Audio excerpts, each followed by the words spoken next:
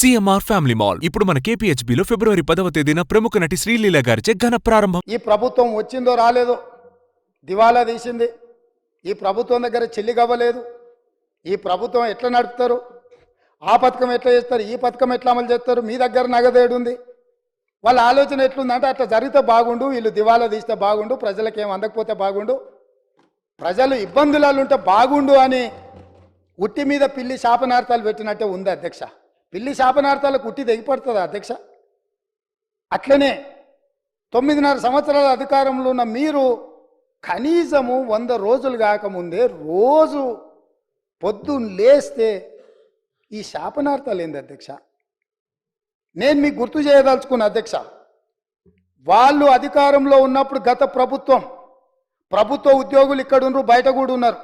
ఈ ప్రభుత్వ ఉద్యోగులకు గత ప్రభుత్వాలు ఎన్ని ఉన్నా 1 తారీఖు నాడు జీతాలు రిటైర్ అయిన ఉద్యోగులకు పెన్షన్లు ఇచ్చేది అధ్యక్ష.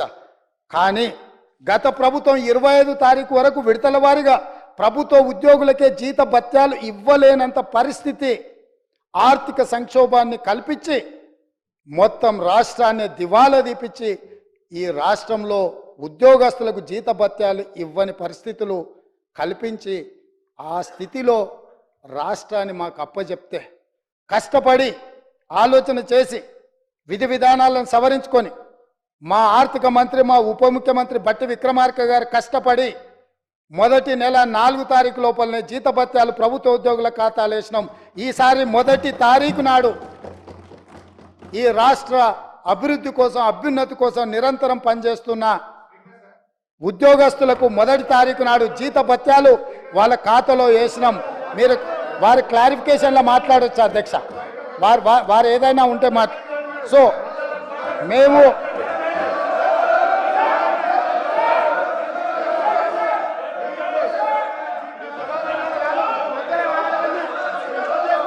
అధ్యక్ష దాదాపుగా 1 తారీఖు నాడు 4,800 కోట్ల రూపాయలు ప్రభుత్వ ఉద్యోగులకు, పెన్షన్దారులకు. Speaker sir, I'm not yielding. శాసనసభ వ్యవహారాల మంత్రిగా వారు పనిచేసిన అనుభవం ఉంది హరీష్ రావు గారికి.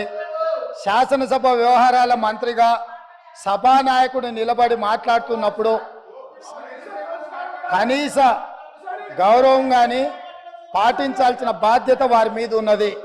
కాబట్టి ప్రభుత్వ ఉద్యోగులకు, పెన్షన్దారులకు ఈ నెల 1 తారీఖు నాడు మేము జీత భత్యాలు వాళ్ళ ఖాతాలో వేసినాం అధ్యక్ష. కనీసం ఈ విషయమైనా వారు అభినందిస్తారేమని మేము ఆలోచన చేసినాం అధ్యక్ష. అయినా వాళ్ళకి మనసు రాలేదు అధ్యక్ష.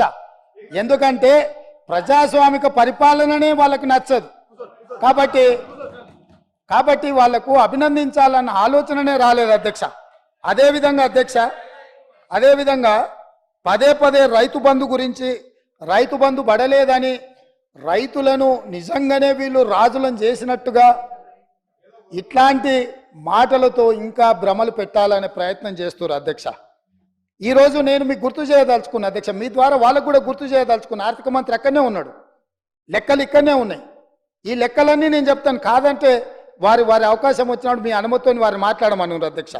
రైతు బంధు ఇంకా వేయలేదు, ఎక్కడ పోయింది ప్రభుత్వం అని చెప్పిండ్రు కదా, పదే మాట్లాడుతున్నారు అధ్యక్ష. 2018-19 యాసంగి రైతు బంధు 20/10/2018 నాడు మొదలుపెట్టి 30/3/2019 5 నెలలు పట్టింది అధ్యక్ష. 2018-19లో యాసంగి పంట రైతు బంధు డిసెంబర్ 10 నెలలు మొదలు పెడితే 19లో మార్చి 30 తారీఖు వరకు వేసింది అధ్యక్ష. 5 నెలలు పట్టింది వాళ్ళకు 2018-19లో రైతు బంధు వేయడానికి. వస్తున్నా ఎలక్షన్ ఇయరే కాదు, ఆ తర్వాత సంవత్సరాలు కూడా ఉన్నాయి, తొందర ఎందుకు. 19-20లో యాసంగి 28/1/2020 నాడు మొదలుపెట్టి 23/10/2020 9 నెలలు పట్టింది అధ్యక్ష. ఒక్క యాసంగి పంటకు రైతు బంద్ వేయడానికి 9 నెలలు ఆనాటి ప్రభుత్వం తీసుకున్నది అధ్యక్ష. వీళ్ళ చరిత్ర ఇక మీ కరోనా వచ్చిందో ఇంకా మీ కర్మ కాలిందో నేనేం చెప్తా కానీ 2020-21 అధ్యక్ష 25/12/2020 నాడు మొదలుపెట్టి 22/4/2021 4 నెలలు పట్టింది అధ్యక్ష. 2020-21 సంవత్సరంలో యాసంగి పంట. 2022-23 అధ్యక్ష 21/12/2022 నాడు మొదలుపెట్టి 10/4/2023 4 నెలలు పట్టింది అధ్యక్ష. ఒకసారి అడుగుతున్నాం ఎన్నికలు అంటుండ్రు, రెండోసారి అడుగుతున్నాం కరోనా అంటుండ్రు, మూడోసారి అడుగుతున్నాం మా మామ చెప్పలేదంటారు, నాలుగోసారి అడుగుతున్నాం అల్లుడు తిరగనికి పోయిందని చెప్పేటట్టు అధ్యక్ష. ఎట్లా అధ్యక్ష మీ పరిపాలన స్పష్టంగా అధికారిక లెక్కలు ఈ రకంగా చెప్తుంటే మేము వచ్చిందే మొన్న 60 రోజులు కాలేదు, ఆల్రెడీ మేము క్లియర్గా చెప్పినాము 100 రోజుల్లో వాటిని పూర్తి చేస్తామని. అయినా అప్పుడే రైతు బంధు ఇవ్వలేదు అని గగ్గోలు పెట్టి రైతులను రెచ్చగొట్టాలన్న ప్రయత్నం చేస్తే రైతులేమన్నా అమాయకుల అధ్యక్ష? వాళ్ళకి తెలీదా ఎవరి చిత్తశుద్ధి ఏంది, ఎవరి ఆలోచన ఏంది, ఎవరు ఏం చేస్తుండ్రో, ఎవరు ఏ రకంగా వ్యవహరిస్తుండ్రో తెలీదా అధ్యక్ష? అదేవిధంగా అధ్యక్ష